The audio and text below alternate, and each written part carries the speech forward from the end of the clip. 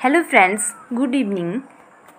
आज हमारी ये HPGK की क्लास रहेगी सेकंड, जो कि हेल्पफुल रहेगी आपके आने वाले HPTET के एग्ज़ाम के लिए। फर्स्ट क्लास आप चैनल की प्लेलिस्ट में जा कर के देख सकते हो। इस वाली सीरीज़ में सिर्फ और सिर्फ HPGK ही डिस्कस की जा रही है, तो ये वाली सीरीज़ आपके आने वाले HPTET के लिए बहुत ज़्यादा हेल्पफुल रहेगी। क्वेश्चन रहेगा, हिमाचल प्रदेश का सबसे शुष्क स्थान है। ऑप्शन में है स्पीति, काजा, कल्पा और पांगी। सही आंसर जो इसके लिए रहेगा वो रहेगा A, Spiti, option A. Next question है, 2011 की जनगणना के अनुसार हिमाचल प्रदेश में महिला साक्षरता दर है। 2011 की पूछा गया है, तो सही आंसर इसके लिए रहेगा वो रहेगा बी, 76.60%। एक बात मैं आपको बता देती हूँ, ये आंकड़े हर बुक पे थोड़े बहुत आगे पीछे दिए होते हैं। दो बुक्स पे मैंने ये वाला आंकड़ा जो है वो पढ़ा हुआ है 75.93%। अब अगर आपने ये वाला भी पढ़ा होता तो यहाँ पे ऑप्शन जो थे उसके आपने नज़दीक सा देखना था कि कौन है, क्योंकि कुछ बुक पे हो सकता है ये वाला आंकड़ा भी दिया हो, तो इसके नज़दीक सा जो था वो था ये वाला। तो ऐसे भी आप आइडिया लगा सकते हो पेपर में कि कौन सा सही हो सकता है, क्योंकि ये आंकड़े थोड़े बहुत आगे पीछे होते हैं। ज़्यादा नहीं मिलेंगे आपको कि बहुत ही कम होंगे या बहुत ही ज़्यादा होंगे, परंतु थोड़ा सा चेंज इनमें हो जाता है एक आधे नंबर का। तो आप इसको याद रखना और इसको भी याद कर लेना, 75.93%। बाकी अगर मैं बात करूं तो हिमाचल प्रदेश की कुल साक्षरता दर पूछी जाए तो होती है 82.80%। ये है हिमाचल प्रदेश की कुल साक्षरता दर 82.80%। यहाँ पे ऑप्शन में भी था ये वाला। बाकी थोड़ा बहुत अगर कहीं पेपर पे आता है तो ये भी आगे पीछे थोड़ा बहुत हो सकता है, तो उसके जो नियर जैसा रहता है उस पर आपने टिक लगा के आना होता है। तो हमने कुल साक्षरता दर भी देख ली हिमाचल की 2011 के अनुसार, महिला साक्षरता दर भी देख ली। अब बात करती हूँ मैं हिमाचल प्रदेश की 2011 के अनुसार पुरुष साक्षरता दर, तो वो है 89.53%। थोड़ी बहुत ये भी आगे पीछे हो सकती है, वो मैंने आपको पहले बता दिया। तो तीनों आपने याद रखनी है। हिमाचल प्रदेश में 2011 के अनुसार टोटल साक्षरता दर जो है वो रहेगी 82.80%। महिला साक्षरता दर पूछी जाए तो वो रहेगी 75.93% या फिर 76.60%।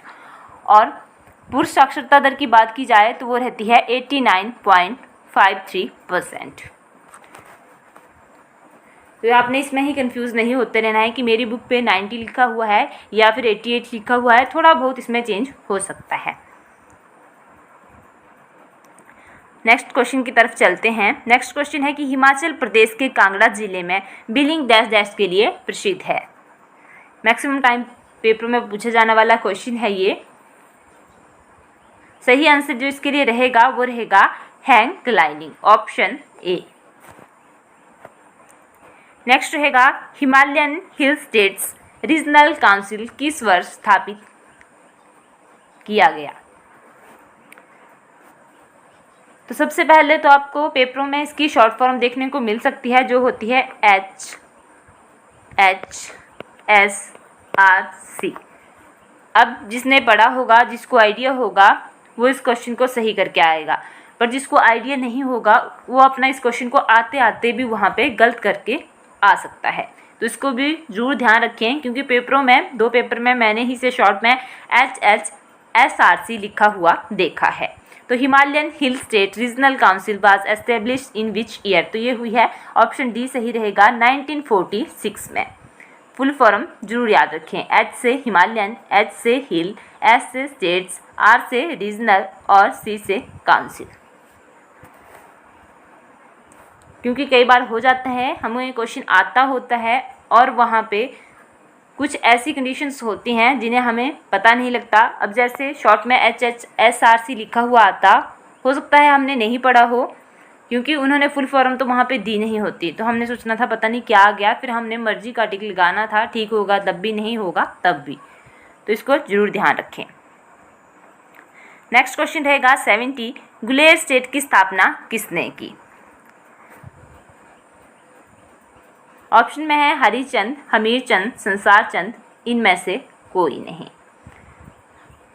तो ग्वालियर स्टेट की जो स्थापना की गई है उनका नाम रहेगा हरिचंद, ऑप्शन ए।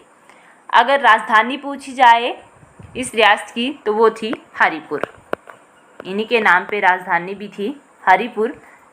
और अंतिम शासक थे ग्वालियर रियासत के भूप सिंह।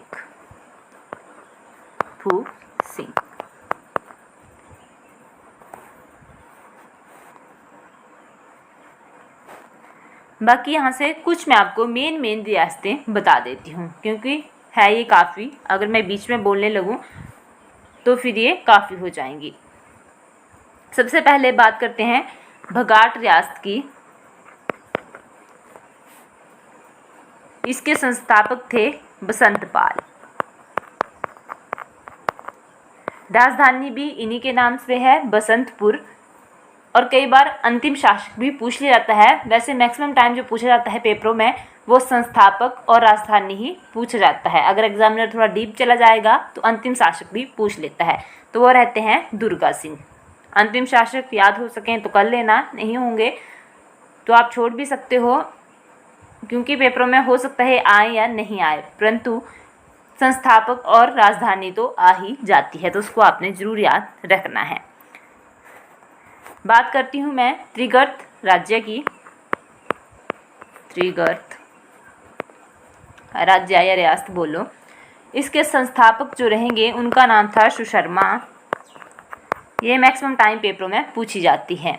और राजधानी थी त्रिगर्त की नगरकोट।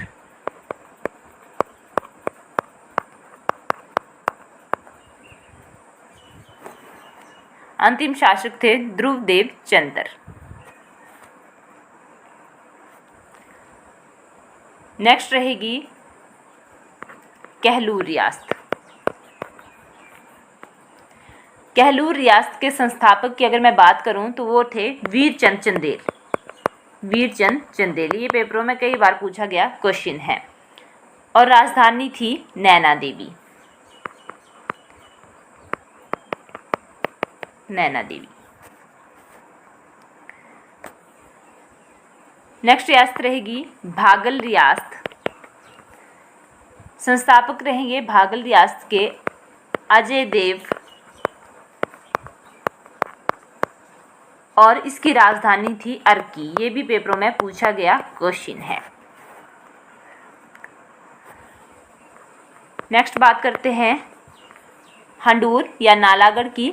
तो इसके संस्थापक हैं अजय चंद। भागल के थे अजय देव और इसके हैं अजय चंद।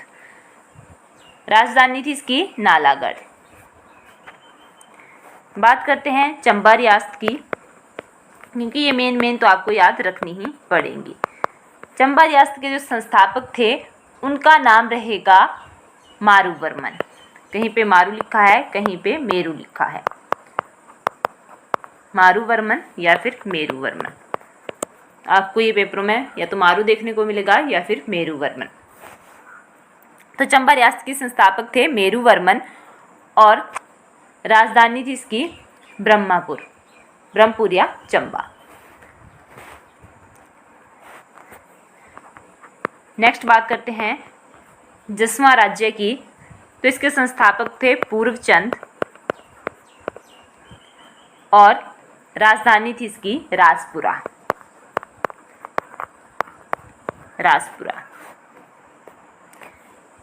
धामी रियासत। धामी गोलीकांड भी आपको याद होगा, जो हुआ था 16 जुलाई 1939 को। टेट में कई बार पूछा गया है कि धामी गोलीकांड कब हुआ था, तो ये हुआ था 16 जुलाई 1939 को। जब धामी की बात आई तो मेरे को याद आ गया साथ में। तो ये जो धामी रियासत थी इसके संस्थापक थे गोविंद पाल।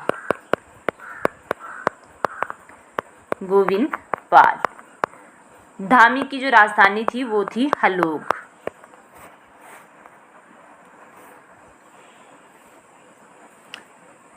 बाकी एक हो गई नूरपुर रियासत। नूरपुर रियासत के संस्थापक थे जेठपाल। कहीं पे जेठपाल लिखा है, कहीं पे जेठपाल लिखा हुआ है, तो दोनों एक ही हैं ये। किसी किसी बुक पे आपको जेठपाल मिलेगा, किसी पे जेठपाल मिलेगा। तो राजधानी जो थी नूरपुर की वो थी पठानकोट।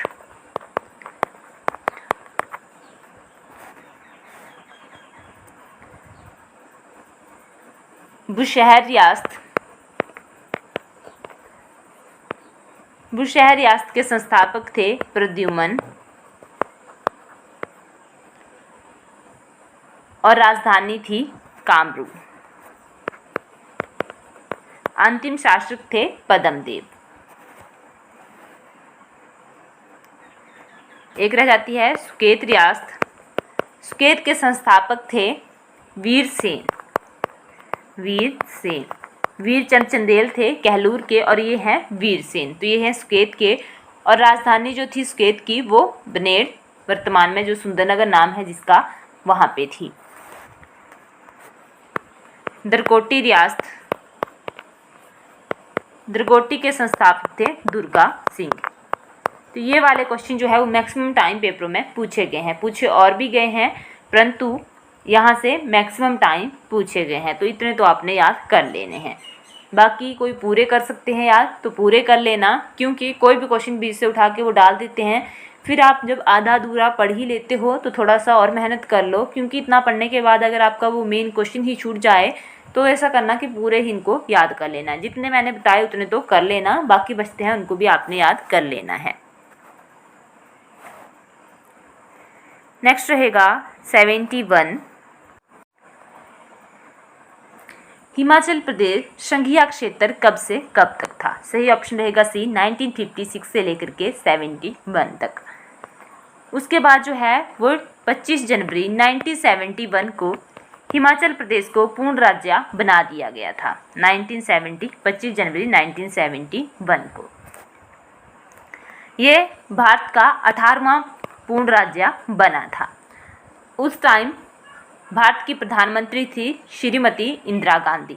तो 25 जनवरी 1971 को भारत की प्रथम महिला प्रधानमंत्री श्रीमती इंदिरा गांधी ने रिज मैदान पर हिमाचल प्रदेश को देश का 18वां पूर्ण राज्य बनाने की घोषणा की थी। और क्वेश्चन यहाँ से ये बनता है कि हिमाचल प्रदेश के प्रथम राज्यपाल कौन बने थे? तो वो बने थे एस चक्रवर्ती। कई बार पेपरों में पूछा गया ये क्वेश्चन है। एक बात मैं आपको और बता दूं, जो नए बच्चे होंगे, मैंने अपने इसी चैनल पे 45 क्लासेस जो है वो जीके की डाली हुई हैं। ये जीके रहेगी एचपी डैट के पुराने पेपरों में आए क्वेश्चंस के ऊपर। ये अलग अलग स्ट्रीम के पुराने पेपर रहेंगे, जैसे कि एचपी डैट आर्ट्स हो गया, JBT, Shastri, medical, non medical. तो उन सभी पेपरों, अलग अलग जितने भी ये स्ट्रीम होती है, उन सभी पुराने पेपरों की जीके पार्ट को जो है यहाँ पे डिस्कस किया गया है। जो जीके के 30 क्वेश्चन जो है वो टैट में आते हैं, वो वाले क्वेश्चन इस वाली सीरीज़ में डिस्कस किए गए हैं। सिर्फ आपको क्वेश्चन का आंसर नहीं बताया गया है, बल्कि जहाँ से भी एक्स्ट्रा बनता था पुराने पेपरों में आए हुए क्वेश्चन है, वो सब कुछ मैंने आपको साथ में ही इसी सीरीज़ में करवा दिए हैं।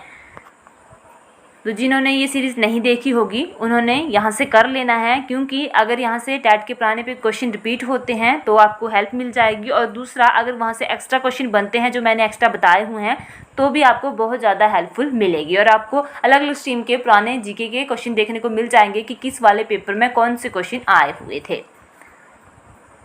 तो आपको ये वाली वीडियो जो है वो चैनल की प्लेलिस्ट में जाकर के मिल जाएंगी।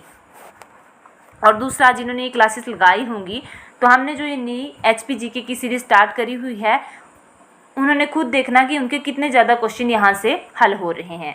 कुछ वहाँ पे क्वेश्चन जो थे वो मैंने करवाए हैं और कुछ जो है वो एक्स्ट्रा बताए हुए हैं। तो आपके मैक्सिमम क्वेश्चन यहाँ से हल हो रहे होंगे जो हमारी डेली वो क्लासेस लगाते होंगे। आप हमारे चैनल पे फिजिक्स, केमिस्ट्री, मैथ्स की टॉपिक वाइज वीडियो जो है अपने आने वाले टैट के लिए देख सकते हो। फिजिक्स और मैथ्स का सिलेबस भी एचपी टैट नॉन मेडिकल वालों के लिए डाला गया है। और जो सिलेबस हमने डाला है वहाँ से मैक्सिमम टॉपिक जो है वो मैथ्स के कवर किए गए हैं और फिजिक्स के भी काफ़ी टॉपिक्स आपको वहाँ से मिल जाएंगे। केमिस्ट्री के भी आपको मैक्सिमम टॉपिक्स वहाँ पे मिल जाएंगे। ठीक है, तो अगर जिसने वहाँ से तैयारी करनी हो तो चैनल की प्लेलिस्ट में जाएं। मैंने पुरानी वीडियोस में कई बार आपको अपनी प्लेलिस्ट दिखाई हुई है, तो वहाँ से आपने तैयारी कर लेनी है। और साइकोलॉजी, जीके तथा बायोलॉजी की आप जो है वो पुराने पेपरों की इसी प्रकार सीरीज़ जो है हमारे चैनल की प्लेलिस्ट में जाकर के देख सकते हो। वहाँ पे ये सारी की सारी क्लासेस आपको मिल जाएंगी। ये वाला क्वेश्चन मैंने आपको हिमाचल की फॉर्मेशन के बारे में पूरा बताया हुआ था उस दिन। मैंने उस दिन भी बोला था कि 1956 से लेकर 71 तक जो है हिमाचल प्रदेश जो है वो एक संघीय क्षेत्र ही रहता है। तो जिसने वो क्लासेस लगाई होंगी और पहले जिसको ये क्वेश्चन नहीं आते थे उनके क्लियर हुए होंगे, तो आप खुद देखिए कि कितना ज़्यादा फ़ायदा आपको यहाँ से मिलेगा। नेक्स्ट क्वेश्चन की तरफ चलते हैं। हिमाचल प्रदेश में थिरौट जल विद्युत परियोजना किस नदी पर बनी हुई है? तो सबसे पहले अगर मैं बात करूं कि ये थिरौट जल विद्युत परियोजना है कहाँ पे है, तो ये है लाहौल स्पीति में। लाहौल स्पीति में और भी परियोजनाएं रहेंगी जिसमें रहती है रोंगटोंग और छतरू। रोंगटोंग, ये पेपरों में मैक्सिमम टाइम पूछी जाती है कि रोंगटोंग जल विद्युत परियोजना कहाँ है, तो ये है लाहौल स्पीति में। और एक रहेगी छतरू। छतरू जल विद्युत परियोजना भी है लाहौल स्पीति में और थिरौट जल विद्युत परियोजना भी है लाहौल स्पीति में। अब क्वेश्चन ये था यहाँ पे कि हिमाचल प्रदेश में थिरौट जल विद्युत परियोजना किस नदी पे है, नदी पूछी गई है। तो ये थिरौट जल विद्युत परियोजना जो है ये है चिनाब नदी के। ऑप्शन डी सही रहेगा, ये है चिनाब नदी के ऊपर। नेक्स्ट रहेगा क्वेश्चन 73, हिमाचल प्रदेश में स्केती प्रसिद्ध है। तो ये है एक जीवाश्म पार्क। ऑप्शन डी सही रहेगा। जब मैंने आपको हिमाचल प्रदेश के महत्वपूर्ण स्थान व संस्थान बताए थे तो शायद उसी के बीच में मैंने आपको ये वाला क्वेश्चन भी बताया हुआ है। नेक्स्ट रहेगा 74, उसमें मैंने मतलब इस क्वेश्चन को आपको एक्स्ट्रा में बताया हुआ था। जब वहाँ पे ऐसा कुछ क्वेश्चन आया था सिरमौर से रिलेटेड तब मैंने आपको ये बताया हुआ था। हिमाचल प्रदेश में रोरिक आर्ट गैलरी निम्न में से किस स्थान पर स्थित है? ऑप्शन में है अंद्रेटा, चंबा, नाहन या इनमें से कोई नहीं। तो सही ऑप्शन जो इसके लिए रहेगा वो रहेगा इनमें से कोई नहीं, क्योंकि ये जो रोरिक आर्ट गैलरी है ये है नग्गर में और नग्गर है कुल्लू में। तो इतना आपने यहाँ पे ज़रूर याद रखना है। बाकी यहाँ पे 3 ऑप्शन और थे, अंद्रेटा, चंबा, नाहन, जहाँ पे रोरिक आर्ट गैलरी नहीं है। रोरिक आर्ट गैलरी है नग्गर में और नग्गर है कुल्लू में। अब यहाँ पे ऑप्शन में है एक अंद्रेटा, जानबूझ के यहाँ पे डाला गया था इन्होंने अंद्रेटा। अंद्रेटा में भी एक आर्ट गैलरी है जिसका नाम रहेगा शोभा सिंह आर्ट गैलरी। शोभा सिंह आर्ट गैलरी ये है कांगड़ा के अंद्रेटा में। अंद्रेटा है कांगड़ा में, तो शोभा सिंह आर्ट गैलरी जो हुई वो ही कांगड़ा के अंद्रेटा में। सेकंड ऑप्शन में था चंबा, चंबा में है भूरी सिंह संग्रहालय। नेक्स्ट बात करते हैं नाहन की, तो नाहन में है महिमा पुस्तकालय। महिमा पुस्तकालय, तो ये भी आपने साथ में ही याद कर लेने हैं। बाकी है तो चंबा नाहन में बहुत कुछ मेन पर जो उन्होंने जिस हिसाब से यहाँ पे ऑप्शन डाले हुए थे उस हिसाब से मैंने आपको बता दिया, क्योंकि मैं बहुत ज़्यादा एक साथ आपको बता दूँ तो फिर जो नए होंगे उनको भी याद करने के लिए डिफ़िकल्ट होगा। तो जब फिर आएंगे तो फिर करवा दूँगी। नेक्स्ट रहेगा किस गांव को गेटवे टू लाहौल से जाना जाता है? तो इसके लिए सही आंसर जो रहेगा वो रहेगा खोगसार। Option D.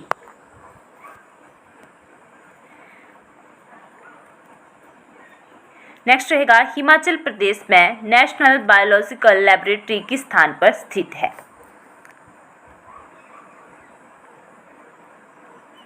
शायद ये क्वेश्चन भी मैंने आपको पहले बताया है, परंतु मुझे पूरा ध्यान नहीं है इसके बारे में, तो यहाँ पे आया हुआ है तो फिर से बता रही हूँ। पर मैंने आपको ये बताया हुआ है कि नेशनल बायोलॉजिकल लैबोरेटरी कहाँ है, राष्ट्रीय जीव विज्ञान प्रयोगशाला। शायद नहीं बताया हुआ है क्वेश्चन जब मैंने आपको कांगड़ा के महत्वपूर्ण स्थान व संस्थान बताए थे। तो ये है ऑप्शन सी सही रहेगा इसके लिए। पालमपुर में। बात करते हैं कांगड़ा का महत्वपूर्ण स्थान व संस्थान आए हुए हैं, तो कांगड़ा का और क्या क्या फेमस है। सबसे पहले बात करते हैं युद्ध स्मारक की। ये है धर्मशाला में। नेक्स्ट रहेगा केंद्रीय विज्ञान एवं औद्योगिकी अनुसंधान केंद्र, जिसे कि शॉर्ट में बोला जाता है CSIR। तो केंद्रीय विज्ञान एवं औद्योगिक अनुसंधान केंद्र CSIR ये भी है पालमपुर में। स्वामी विवेकानंद चिकित्सा संस्थान, स्वामी विवेकानंद चिकित्सा संस्थान ये भी है पालमपुर में। तो कांगड़ा के 3 महत्वपूर्ण स्थान व संस्थान है पालमपुर में, जिसमें से एक था CSIR, एक हो गया स्वामी विवेकानंद चिकित्सा संस्थान और एक हो गया राष्ट्रीय जीव विज्ञान प्रयोगशाला। CSIR की फुल फॉर्म रहेगी council of scientific and industrial research. शायद मैंने आपको इसकी फुल फॉर्म नहीं बताई। CSIR केंद्रीय विज्ञान एवं औद्योगिकी अनुसंधान केंद्र, शॉर्ट में से बोला जाता है CSIR, इसकी फुल फॉर्म होती है council of scientific and industrial research. इसकी मैंने आपको फुल फॉर्म सिर्फ ऐसे ही बताई है हिंदी में ही, तो इंग्लिश में भी आपने याद कर लेना, क्योंकि कई बच्चे जो है इंग्लिश में पढ़ते हैं। बाकी और है, कांगड़ा में रहेगा क्षेत्रीय मौन या मधुमक्खी अनुसंधान केंद्र। तो क्षेत्रीय मौन या मधुमक्खी अनुसंधान केंद्र जो है ये है कांगड़ा के नगरोटा में। कई बार मैं आपको 45 क्वेश्चन की जो 45 वाली सीरीज जो हमने जीके की स्टार्ट करी हुई है, उसमें मैंने कई बार आपको ये वाले क्वेश्चन बताए हुए हैं।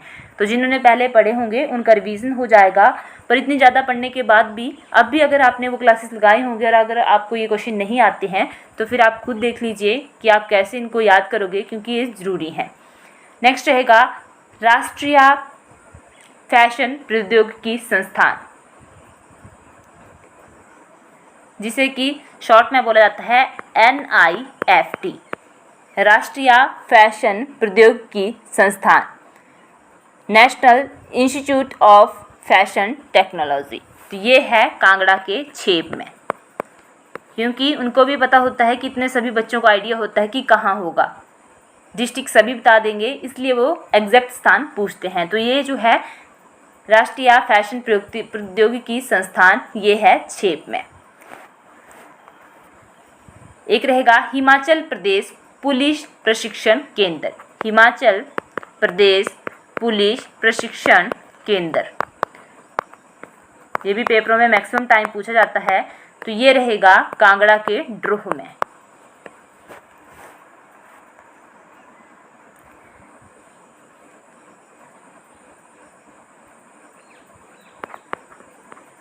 बाकी चिन्मया तपोवन संदीपनी हिमालय, चिन्मया तपोवन संदीपनी हिमालय ये है कांगड़ा के धर्मशाला में। और डॉक्टर राजेंद्र प्रसाद चिकित्सा महाविद्यालय जो कि रहेगा टांडा में। तो जो मेन थे वो मैंने आपको सारे बता दिए। जिनको नहीं पता होगा उन्होंने याद कर लेने हैं, क्योंकि ये याद करने कठिन नहीं है। और जिनको नहीं आते होंगे उन्होंने ऐसा नहीं सोचना कि मुझे नहीं आते हैं, याद करके सब कुछ हो जाता है। और दूसरा, जिनको पहले से आते होंगे उनके रिवाइज होंगे। नेक्स्ट रहेगा क्वेश्चन 146, हिमाचल प्रदेश की सबसे लंबी नदी कौन सी है? ऑप्शन बी सही रहेगा, सतलुज। जब भी मैं आपको सतलुज की बात आती थी तब भी मैं आपको ये सब कुछ इसके बारे में बताती रहती हूँ। तो बात करते हैं सतलुज की। तो सतलुज जो है ये तिब्बत में मानसरोवर झील के समीप रक्सताल से निकलती है। ठीक है, सहायक नदियों में जाती है इसकी बसपा, स्पीति, नोगली, स्वां, कैथी, यूला, कशांग, और एक इसकी अभी आगे आएगी एक इसकी सहायक नदी, वो मैं आपको तभी बताऊंगी जब आगे यहाँ पे आएगी।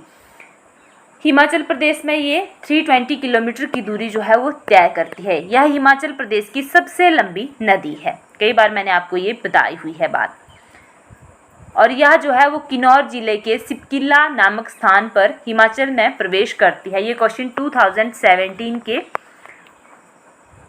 टैट के जीके पर्सन में ये क्वेश्चन आया हुआ था कि कहाँ से जो है वो सतलुज नदी किन्नौर जिला में प्रवेश करती है। तो ये करती है सिपकिला नामक स्थान से।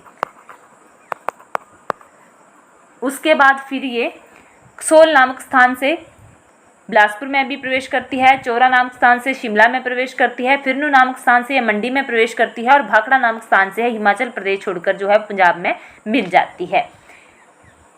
हिमाचल प्रदेश की जो सबसे बड़ी कृत्रिम झील है, जो कि आप सभी जानते होंगे गोविंद सागर है, वो इसी पर ही स्थित है। और क्वेश्चन ये भी बनता है कि सतलुज नदी जो है वो अंत में जाके किस नदी में मिलती है, तो ये विलीन हो जाती है सिंधु नदी में। नेक्स्ट क्वेश्चन रहेगा कि हिमाचल प्रदेश का कुल भौगोलिक क्षेत्र है। तो इस क्वेश्चन को तो मैं आपके लिए छोड़ देती हूँ, कल आपने कमेंट करके, अब मेरे से टिक ही यहाँ पे लग गया तो हो गया क्वेश्चन बी 55673 स्क्वायर मीटर। बाकी आपको मैं और कोई क्वेश्चन दे दूंगी अब करने के लिए कि कल आपने कमेंट करके बताना है। नेक्स्ट रहेगा हिमाचल प्रदेश का सबसे सूखा प्रदेश है। हिमाचल प्रदेश का सबसे सूखा क्षेत्र है तो वो रहेगा स्पीति। अभी मैंने आपको पीछे बताया। नेक्स्ट रहेगा हिमाचल प्रदेश के किन्नौर जिले से विधानसभा सीटों की कुल संख्या कितनी है। अगर मैं किन्नौर की बात करूँ ना तो किन्नौर से सिर्फ और सिर्फ एक सीट है। तो ऐसा करती हूँ मैं आपको हिमाचल की जितनी भी विधानसभा क्षेत्रों की संख्या है वो सारा की सारी आपको अलग अलग डिस्ट्रिक्ट की बता देती हूँ, क्योंकि पेपरों में अभी पीछे जैसे चुनाव हुए हैं और यहाँ से क्वेश्चन आने की पेपरों में संभावना है। बाकी कैबिनेट मंत्री जो हैं वो भी आपने याद रखने हैं। तो सबसे पहले अगर मैं बात करूं किन्नौर की, यहाँ पे पूछा गया है तो किन्नौर में है विधानसभा की एक सीट, लाहौल स्पीति में भी रहेगी एक, तो दोनों की आपने साथ में याद करनी है। किन्नौर और लाहौल स्पीति में दोनों में एक एक सीट है। सबसे ज़्यादा की अगर मैं बात करूँ तो सबसे ज़्यादा सीट जो है विधानसभा की वो रहेगी कांगड़ा में, जो है टोटल 50। उससे कम रहेगी फिर मंडी में है जी 10। उससे कम आ जाती हैं शिमला में, तो शिमला में है 8।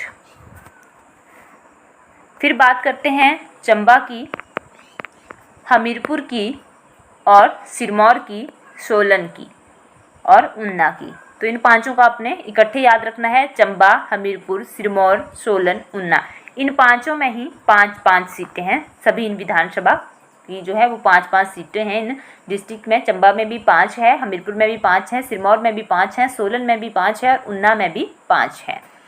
नेक्स्ट चलते हैं बिलासपुर और कुल्लू की तरफ। तो इन दोनों जिलों में जो है वो 4-4 सीट रहेगी विधानसभा की। बाकी किन्नौर और लाहौल स्पीति फिर से बता रही हूँ, इसमें सिर्फ एक सीट है, एक सीट है विधानसभा की दोनों में, क्योंकि यहाँ से इस बार क्वेश्चन बनने की संभावना है।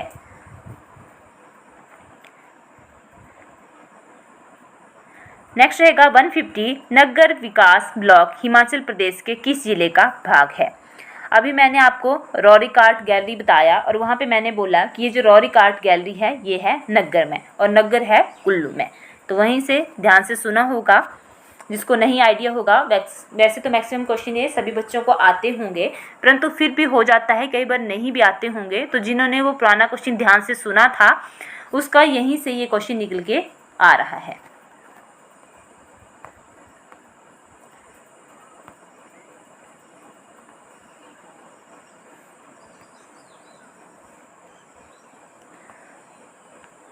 तो कुल्लू जो है इसके लिए सही आंसर रहेगा।